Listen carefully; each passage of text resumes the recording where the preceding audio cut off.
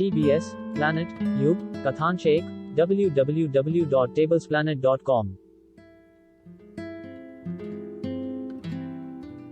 4 बार, रोहिणी नक्षत्र, ये क्या रहस्य है महाराज?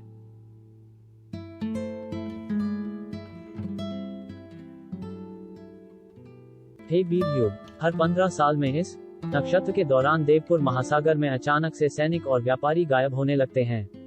कोई नहीं जानता कि उनका क्या होता है। महाराज, इस बार मुझे अवसर दें कि मैं इस समस्या को जड़ से उखाड़ दूं।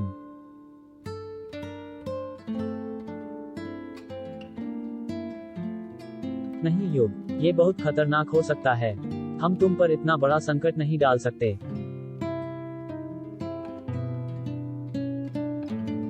महाराज, आप तो जानते हैं कि मुझे तपस्या से अनेक दिव्यास्त्र प्राप्त हैं। अगर समुद्री तूफान आता है तो मैं अपने दिव्यास्त्रों से उसे भी रोक सकता हूँ। अगर यह किसी युग सही कह रहे हैं महाराज, इन्होंने शाक्यासुर जैसे मायावी का भी नाश किया है। देवपुर की पूरी सेना से ज्यादा ताकतवर हैं युग। हमें इन्हें ये अवसर अवश्य देना। भट्टिश, यह इतना आसान निर्णय नहीं है। युग हमारे अतिथि हैं, इनकी सुरक्षा का दायित्व भी हम पर है। पर मैं आपके तर्क का भी समर्थन करता हूँ। ये बात भी सच है कि युग परम शक्तिशाली हैं, इस कारण मैं मंत्री गण से निवेदन करता हूं कि वे अपने विचार भी प्रकट करें। महामंत्री सुमेध और मंत्री गणों में विचार विमर्श होता है और अंततः महाराज, हम सब भश के तर्क से सहमत हैं। हमें युग को यह अवसर अवश्य देना चाहिए। जी तो ठीक है, पर युग अपना ख्याल रखना, और देवपुर से कोई भी सहायता चाहिए हो तो अवश्य बताना। जी महाराज, आप निश्चिंत रहे।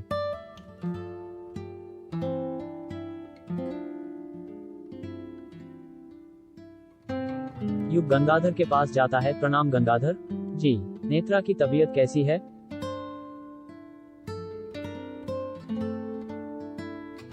अभी उसे कुछ दिन और लगेंगे युग। मुझे प्रतिदिन उसका उपचार करना आवश्यक है। इतना उत्तेजित ना हो। उत्तेजना नहीं गंगाधर जी, मैं अपने अगले गंतव्य के लिए निकलने से पहले उसे सुखरूप चक्रगढ़ पहुंचा के जाना चाहता था। अगले गंतव्य? तुम कहीं जा रहे हो युग?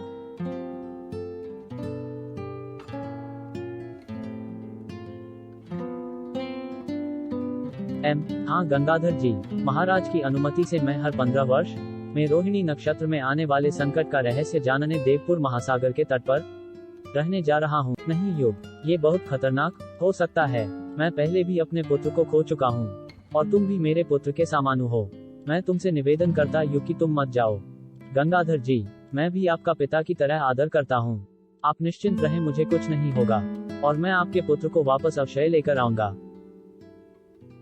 मैंने इस अभियान पर जाने का निर्णय महाराज रत्नाकर, सेनापति भाद्रेश, महामंत्री सुमेध और सभी मंत्रियों के सहसम्मति से ही लिया है। मैं कल प्रातः महाराज से स्वीकृति लेने अगली प्रात युग महाराज रत्नाकर से मिलने पहुंचे। प्रणाम महाराज।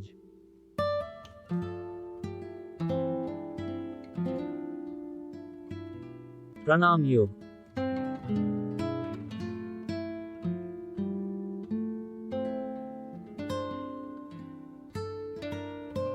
महाराज, मैं आज से ही देवपुर महासागर के तट पर अपनी कुटिया बनाकर रहूंगा। बस अब आपसे जाने की अनुमति लेने आया हूँ।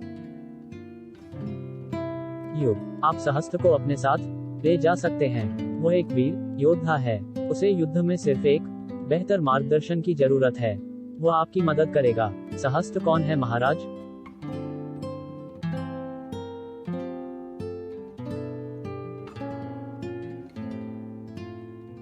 महाराज ने युग को सहस्त्र के बारे में पूरी कहानी बताई। तुम तट पर अपनी कुटिया बनाओ, सहस्त्र तुमसे वहीं मिलेगा। जब युग समुद्र तट के लिए निकलता है तो रास्ते में उसे मेघरथ मिलता है। युग, मैंने तुम्हारा पत्र महारानी मीनाक्षी के पास पहुंचा दिया। अब यहाँ से आगे कहाँ जाना चाहते हो?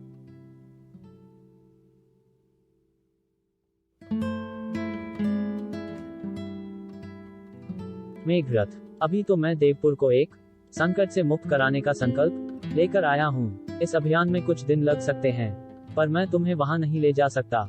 तुम ठीक है युग।